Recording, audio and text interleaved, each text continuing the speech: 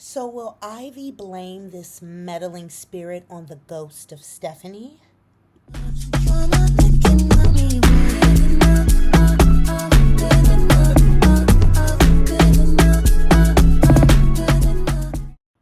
Hey y'all, hey.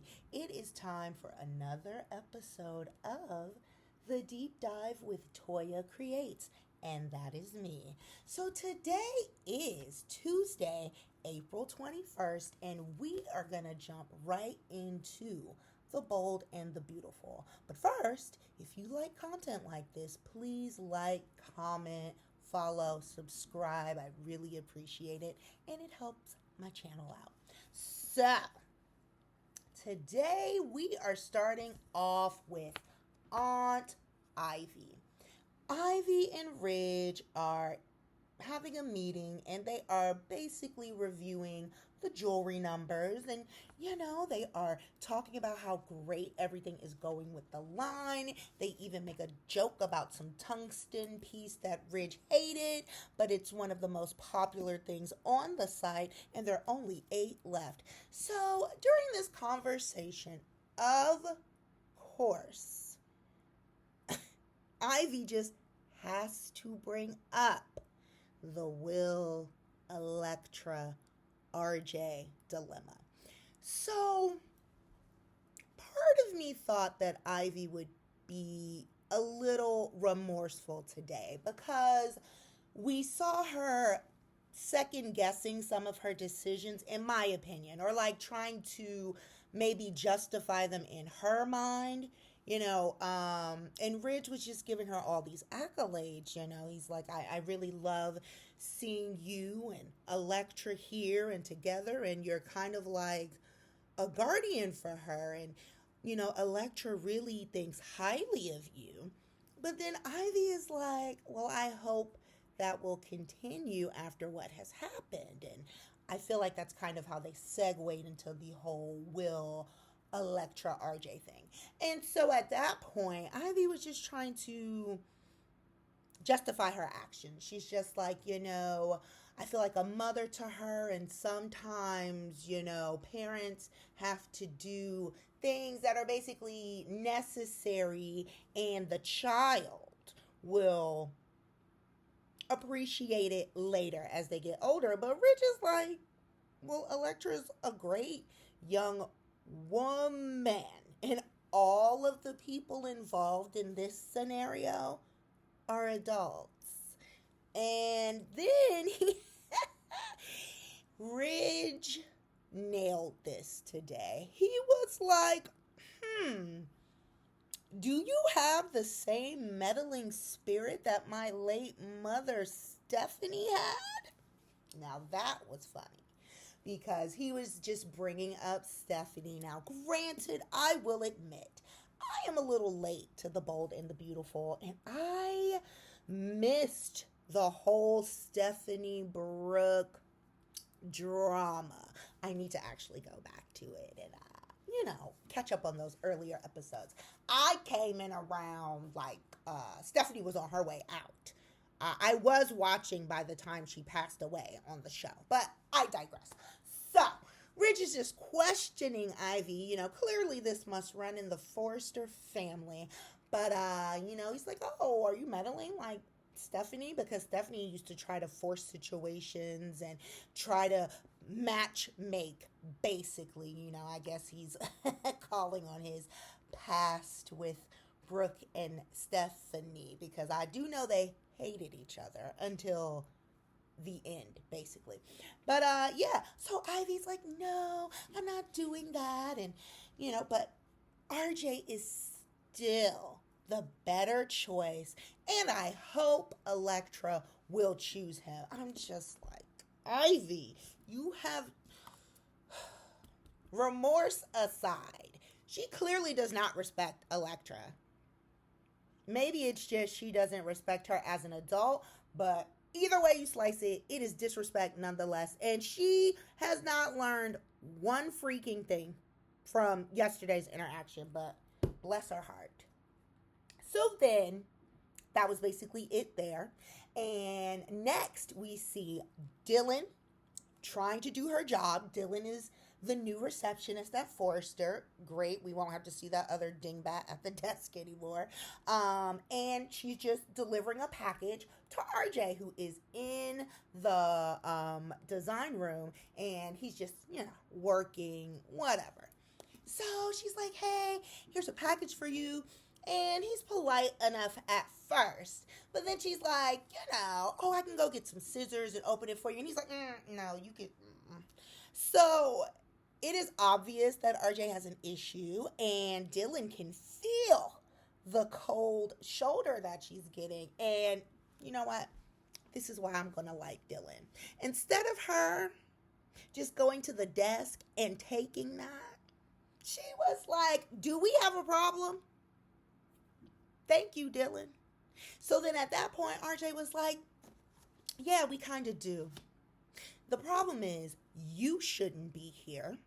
And oh, by the way, take Will with you. RJ is talking to any and everybody about his disdain for Will. We get it, whatever. So then he and Dylan have an exchange. It's not heated or anything. She does her best to defend Will. She's like, you don't even know him. He was nothing but a gentleman to me. He is not the monster that you're making him out to be. And RJ's like, he just doesn't care about any of it. He maintains that Dylan and Will were wrong for basically shacking up, and Dylan could cop to that. She was like, yes, I stayed longer than I should have, but now I'm gone. And again, Will was a complete gentleman. Nothing happened, etc., etc. So then we get to see a glimpse of, is this the Maroney effect? RJ is like, you know what? I can tell you don't want Elektra and Will together either. So Dylan refutes that as much as she can. And she's just like, I mean, yeah, I am interested in Will, but it's not that I don't want Elektra and Will to be together. But RJ kept bringing this up. So I think RJ is going to try to recruit Dylan to be on his side against Will and Elektra. And he's going to try to make sure that Dylan is with Will so he can have Elektra. I'm hoping that's not the case, but clearly something like that is going to happen. I'm just like, can we have a reprieve from this for like, can the couples be happy for more than a week? Anyways, so that was basically it with RJ and Dylan. And I am curious to see if my theory is correct, if Dylan will go along with it. And oh, by the way, Dylan totally knew about this letter, and she's never said anything. So I'm sure that's going to come back to bite later as well. So finally, and I feel the most important part of today's episode, were Will and Elektra. They are still in the showroom. They are still discussing everything. Elektra is explaining, all of my feelings are in this letter. At this point, you could have just told him, but okay.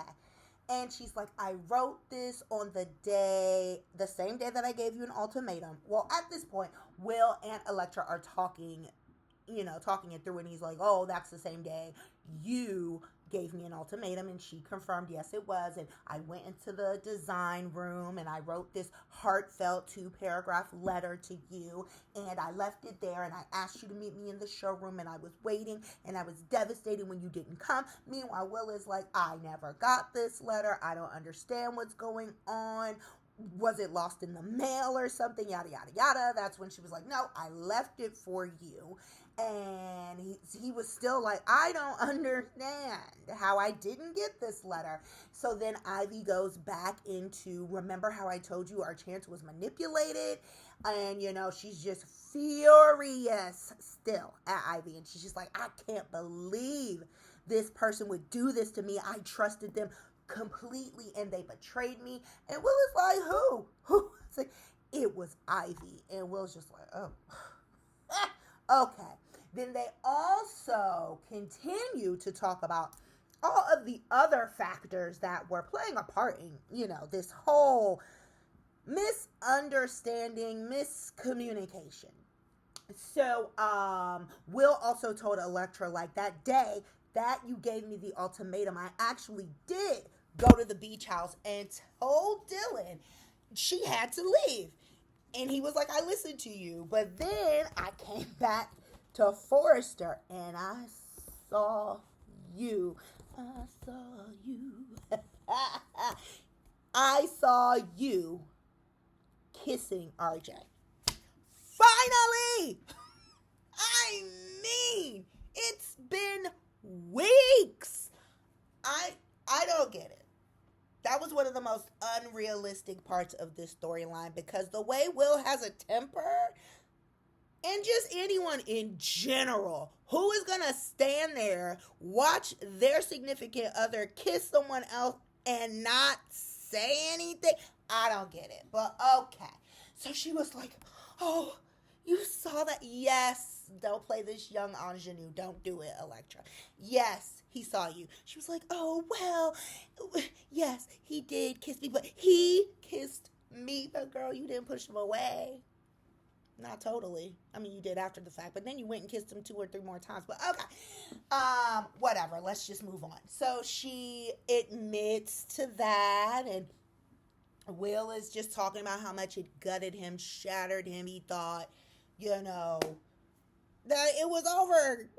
And she thought it was over as well, and she just couldn't believe that Will would think that she would move on so quickly. I'm like, well, why not? He saw you kissing his cousin.